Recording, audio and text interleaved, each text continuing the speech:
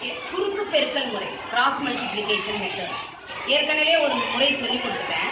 இப்போ அதுவே இன்னொரு மாற்று முறை, அதாவது கிராமர்ஸ் ரூலை பயன்படுத்தி எப்படி செய்யறது, புரியுதா? கிராமர்ஸ் ரூல் புரியுதா? கிராமரின் விதி ஒன்றும் இல்லடா கண்ணு, இப்படி கொடுக்குறாங்க. இதை என்ன பண்ணணும் அப்படின்றத முதல் தெரியும். இப்ப என்ன இருக்கு? 2x பிளஸ் 7y இந்த மைனஸ் செஞ்ச அந்த பக்கம் கொண்டு போனா என்னவா மாறும்? மாத்தி எழுதிக்கும். a1x plus b1y equal to c1. ரைட்டாடா கண்ணு? அடுத்தது என்னன்னா minus 3x plus 8y equal to minus 11. இப்போ இதுல ஏதாவது கஷ்டம் இருந்துச்சா இந்த இடத்துல? முதல்ல இதை மாத்திக்கும். மாத்திட்டு நல்லா கவனி. இதுல கெழுக்கள் எக்ஸினுடைய கெழு கோஎஃபிஷியன்ட் ஆஃப் எக்ஸ், ஒய்யின் கெழு கோஎஃபிஷியன்ட் ஆஃப் ஒய், அதை மட்டும் எடுத்து எழுது. முதல்ல எக்ஸினுடைய கெழு சொல்லு. அடுத்தது ஒய்யினுடைய கெழு கோஎஃபிஷியன்ட் ஆஃப் ஒய் சொல்லுமா? இப்படி எழுதிக்கும். ஏற்கனவே சொல்லியிருக்கேன், இதுக்கு பராந்தசிஸ் போட்டா அடைப்புக்குறிக்குள்ள எழுதினோம்னா அது என்னன்னு சொல்லுவோம்? அணின்னு சொல்லுவோம். இப்படி ரெண்டு கோட்டுக்குள்ள எழுதினோம்னா அதுக்கு பேர் அணி கோவை, இங்கிலீஷ்ல டிட்டர்மினன்ட்னு. அதனால அதை நம்ம என்னன்னு புரிச்சுக்கலாம்னா டி. ஃபர்ஸ்ட் என்ன கண்டுபிடிக்கிறீங்கன்னா டி கண்டுபிடிக்கிறீங்க. இதுல ஏதாவது கடினம் தெரிஞ்சுதாடா? ஒன்னும் இல்லை. இதனுடைய கெழுக்களை அப்படியே எழுதுல. 2 2 மைனஸ் 3 மைனஸ் 3 இடம் கூட மாறல. 7 7 8 7. இப்ப இதனுடைய மதிப்பை கண்டுபிடிக்கணும். டிட்டர்மினன்ட் வேல்யூ, புரியுதா? எப்படி பாரு, முதன்மை மூலைவிட்டத்தை முதல் பெருக்கணும், லீடிங் டயகனல பெருக்கணும். நல்லா, அதனாலதான் அந்த வார்த்தையை சொல்றேன். முதன்மை மூலைவிட்டம் இங்க தொடங்குறதா, இதை தொடங்குறது தான் பெருக்கணும். அப்ப 2 8 என்னடா? பெருக்கிட்டு மைனஸ் போட்டுக்கோ. புரியுதா? அந்த வேல்யூ கண்டுபிடிக்கிறதுலயே இது இருக்கு, மைனஸ் அப்படின்றது இருக்கு. புரியுதா? அதுக்கு அடுத்தது முதல் இதை பெருக்கிட்டோமா, அடுத்தது இதை பெருக்குங்க. முதல் குறிகளை பெருக்கு. பிளஸ் இன்டு மைனஸ், இன்னொரு மைனஸ் வர்றதுனால நீ உடனே என்ன போட்டுக்கலாம்? போட்டு minus 7 3 equal to 16. Minus into minus இதெல்லாம் எத்தனை தடவை நான் சொல்லி கொடுத்துட்டேன். இப்போ நான் சொல்லி கொடுத்தேன்னா மைனஸ் இன்டு மைனஸ் என்ன? 21. இப்போ இது ரெண்டையும் கூட்டணும். கூட்டும் போது அப்படிதான், ரொம்ப முடியாத குழந்தைங்க நான் சொல்லியிருக்கேன், பிரில்லியன்ட் சில்ட்ரன் சொல்லியிருக்கேன். 20 10 30 36 37 அப்படி கூட்டி பழகு. கரல் விட்டு கூட்டுறது 6 1 அப்படியெல்லாம் வேண்டாம். அப்பதான் நடைமுறை வாழ்க்கையிலே உன்னால பயன்படும். இந்த டி கண்டுபிடிச்சாச்சா?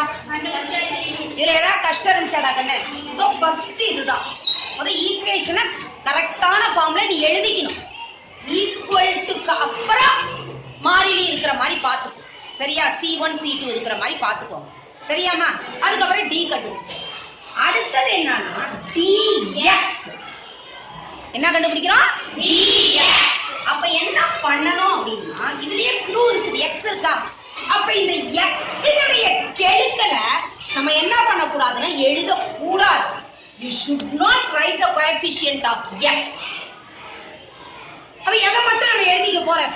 y-ன் கெழுக்கள் coefficient of y மட்டும் எடுத்து எழுது. அப்ப இந்த இடத்துல என்ன மிஸ் பண்றது? ஒண்ணு இல்லடா கண்ணு, இருக்கா? இருக்கா இல்லையா? C1 C2 இருக்கா? அப்ப என்ன பண்ணணும்? நீ இந்த x-னுடைய கெழுக்கள் இருக்க வேண்டிய இடத்துல இத கொண்டு வந்து ஃபில் பண்ண போற. C1 C2 ஃபில் பண்ண. புரிஞ்சுதா? புரியுது? அப்ப என்னது? ரைட்டாடா கண்ணு? இப்ப இதனுடைய மதிப்பை கண்டுபிடிக்கலாம். என்னது? I8 40. என்ன போடணும் மறக்காம? மைனஸ். அதுக்கப்புறம் என்னது? Plus into minus minus, plus into minus minus.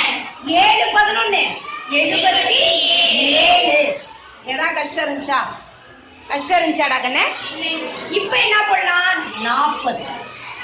Minus into minus உனக்கு ஒருவேளை இந்த பிராக்கெட் போடுறது கஷ்டமா இருந்தா நான் ஏற்கனவே சொல்லியிருக்கேன், மைனஸ் மறுபடியும் ஒரு மைனஸ் வந்தா டக்குன்னு என்ன போட்டு அந்த முறையும் சொல்லி கொடுத்துருக்கேன். பிளஸ் 77 இதை கூட்டும் போது அப்படிதான் 40.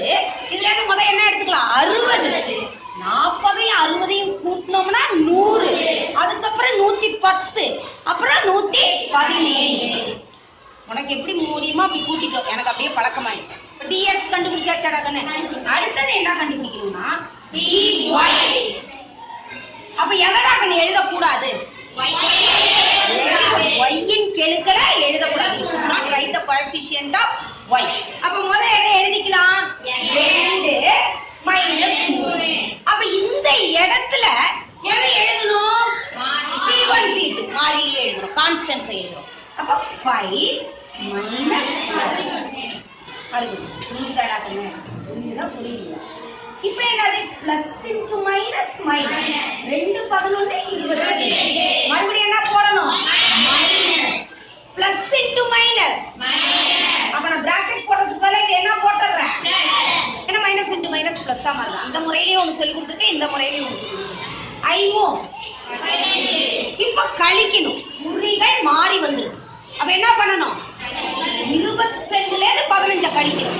20ல 15 போச்சுன்னா எவ்வளவு 5, இன்னும் 2 இருக்குதா, அப்ப எவ்வளவு 7. என்ன 7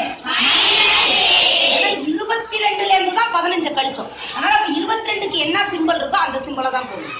சரியாடா கண்ணே? புரிஞ்சுதா புரியுது? 22ல இருந்து 15 சப்ட்ராக்ட் பண்ணும். அப்ப எதுல இருந்து சப்ட்ராக்ட் பண்ணி அந்த சிம்பிள் தான். இப்ப dx dy வந்துச்சா? சோ இது ஃபர்ஸ்ட் ஸ்டெப், இது செகண்ட் ஸ்டெப், இது தேர்ட் ஸ்டெப். அடுத்தது கவனி x. இதுக்கு ஒரு ஃபார்முலா ஒண்ணும் இல்ல, என்னது dx by d. அப்ப y க்கு சொல்லி யாராவது ஒருத்தர் dy by d. Very good, அவளுக்கு கிளாப் பண்ணு. இப்ப என்ன பண்ணு dx எவ்வளவுடா கண்டுபிடிச்சோம் 117 by d என்னடா கண்டுபிடிச்சீங்க 17. வந்து சான்ஸ். இப்ப இத ரெடியூஸ் பண்ண முடிஞ்சா ரெடியூஸ் பண்ணிரணும். புரியுதா? எளிய வடிவம் பண்ண முடிஞ்சா எளிய வடிவத்துக்கு மாத்திரணும். டிவைட் ஆகலன்னா அப்படியே போடும். சரியாடா கண்ணு? அடுத்தது என்னது dy by d. dy என்னடா கண்ணு by என்னது ரெடியூஸ் பண்ண முடியுமா? முடியுமா? முடியாது. பார்த்துட்டு சொல்லணும். சரியா? முடியுமா முடியாதான்னு பாரு. ரெடியூஸ் பண்ண முடியல, எளிய வடிவம் கொண்டு வர முடியலன்னா அப்படியே எழுதிடலாம். இப்ப எக்ஸுடைய மதிப்பும் ஒய்யுடைய மதிப்பு வந்துருச்சா? நம்ம தீர்வு கணம் என்னது 117 by 37 மைனஸ் 7 by 37. சரியாடா கண்ணு? புரியுதா புரியலையா?